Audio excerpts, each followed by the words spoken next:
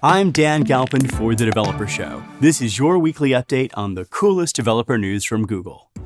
Google Play had a ton of announcements, including larger core APKs delivered from app bundles, new features in Android Vitals to help monitor against per-device bad behavior thresholds, manage and debug issues, a way to provide teammates Play console access to just app quality data, upgrades to the Play Integrity API, including low-latency 10x faster requests moving out of beta, a refreshed Play console app, and much more.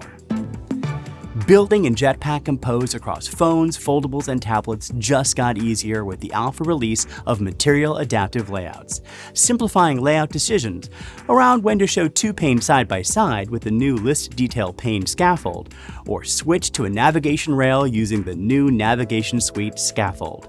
We're actively improving the components and adding new ones, so we'd love to have your input.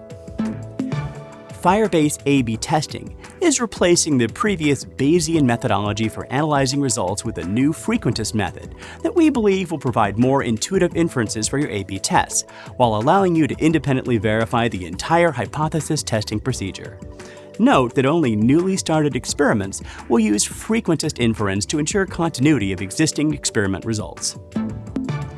We announced the open source release of Project Guideline, a collaboration between Google Research and Guiding Eyes for the Blind that enabled people with visual impairments to walk, jog, and run independently. The release includes source code for the core platform, an Android application, pre-trained ML models, and a 3D simulation framework, enabling anyone to use it to improve upon and build new accessibility experiences. Tensorflow 2.15 has been released. Highlights of this release include a much simpler installation method for NVIDIA CUDA libraries for Linux, 1DNN CPU performance optimizations for Windows x64 and x86, full availability of tf.function types, an upgrade to Clang 17.0.1, and much more.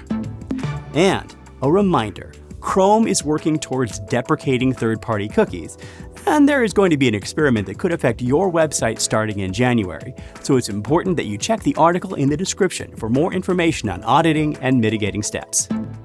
To learn more about all of this week's stories, make sure to check the description box below for all the links. Please remember to like, subscribe, share, and stay safe. I'm Dan Galpin for The Developer Show. Thanks for watching, and we'll see you next week.